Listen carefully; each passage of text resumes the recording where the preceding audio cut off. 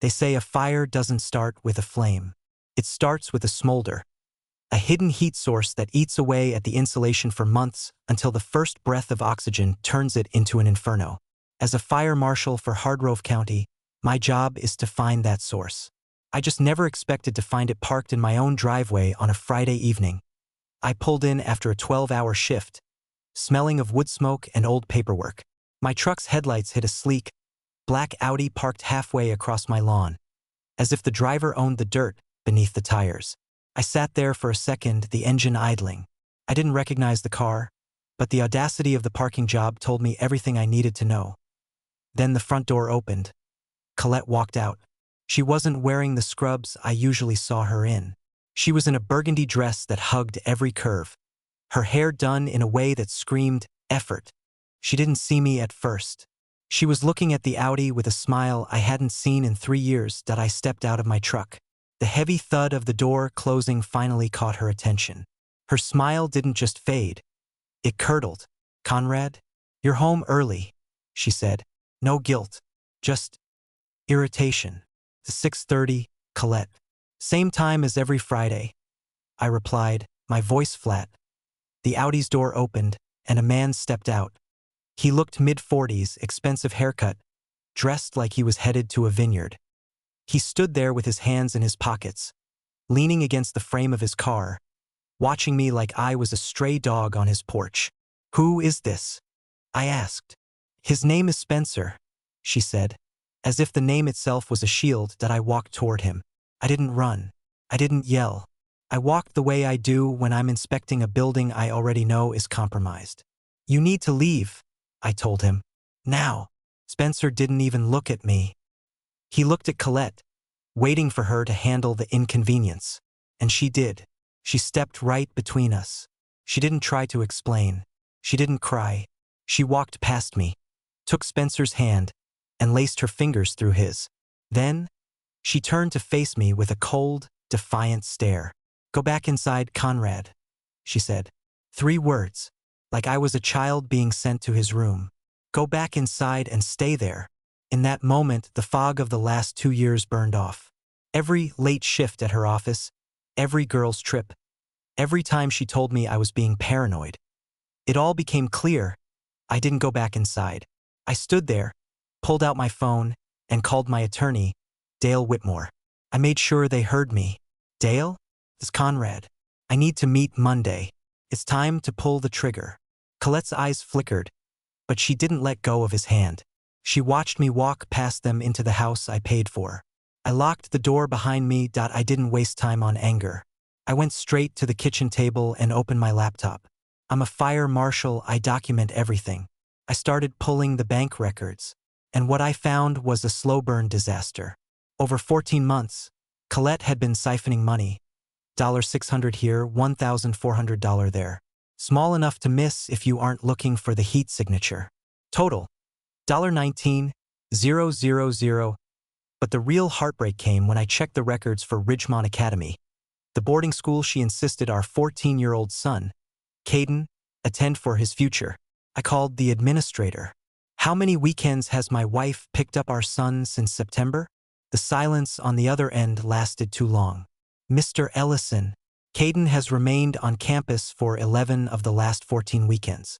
Your wife told us there were family circumstances making pickup impossible. My son had been sitting in a dorm room while his mother was holding hands with a man in my driveway. She didn't put him in that school for his education. She put him there to clear the scene for her affair." I sat in the dark kitchen, the blue light of the laptop reflecting in my eyes. The fire was raging now, but I wasn't going to put it out. I was going to let it burn until there was nothing left of her double life but ash. I spent the next 48 hours like I was investigating a multi-alarm fire.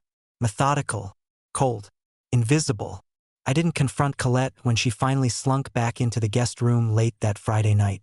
I didn't say a word when she tried to act normal over coffee the next morning. I was already 3 steps ahead, and she was still playing a game she had already lost. Monday morning, I didn't go to the fire station. I went to Ridgemont Academy. When my son, Caden, walked into the administrator's office and saw me, the look on his face broke what was left of my heart. It wasn't surprise. It was relief. The kind of relief a person feels when they're finally rescued from the wreckage. "Are you taking me home?" he whispered. "I'm taking you home, son. For good," I said that on the drive back. The truth came out. Caden told me he'd seen Spencer at our house a year ago while I was away on a forest fire detail. Colette told him Spencer was a contractor working on the deck. My 14-year-old boy had been carrying her secret like a lead weight, terrified that telling me would destroy our family. He didn't realize his mother had already burnt it to the ground. When we pulled into the driveway, Colette's car was there. She walked out, her face twisting into a mask of maternal concern that made me nauseous. "Caden, why aren't you in school?" "Conrad, what are you doing?" she demanded. "I'm ending the fraud, Colette," I said, my voice steady. "Caden is staying with me. I've already filed for emergency custody based on the school's abandonment records. 11 weekends. You left him there like unwanted luggage." Her perfect composure finally snapped. "You can't do that. I have rights. That money you found? That was for my future." "That money was stolen from our joint savings," I countered. "And here's the part you didn't calculate. Your lawyer, Kristen? She's been providing you with alibis for your business trips with Spencer. That's a conflict of interest, and my attorney has already moved to have her disqualified. But that's not your biggest problem." I stepped closer, watching the panic rise in her eyes. The same look people get when they realize the exit door is locked. "I'm a fire marshal, Colette. I deal with compliance every day. I sent a formal inquiry to your company's ethics board regarding the $19,000 you siphoned. Since you used company-linked accounts for some of those transfers, they've opened a corporate fraud investigation. You aren't just losing your husband, you're losing your career." At that moment, Spencer's black Audi pulled up to the curb. He didn't even put it in park. He saw me standing there with Caden, saw the look of utter ruin on Colette's face, and he saw the process server waiting by the front porch. Spencer didn't get out of the car this time. He didn't tell me to go inside. He looked at the disaster he had helped create, shifted into reverse, and sped away. He was a scavenger, and scavengers don't stay when the fire gets too hot. Colette watched his taillights disappear, her mouth agape. She turned to me, her voice trembling. "Conrad, please. We can talk about this. For Caden's sake." "Caden is the reason I'm doing this," I said, putting my arm around my son's shoulder. "He's going to grow up seeing what accountability looks like.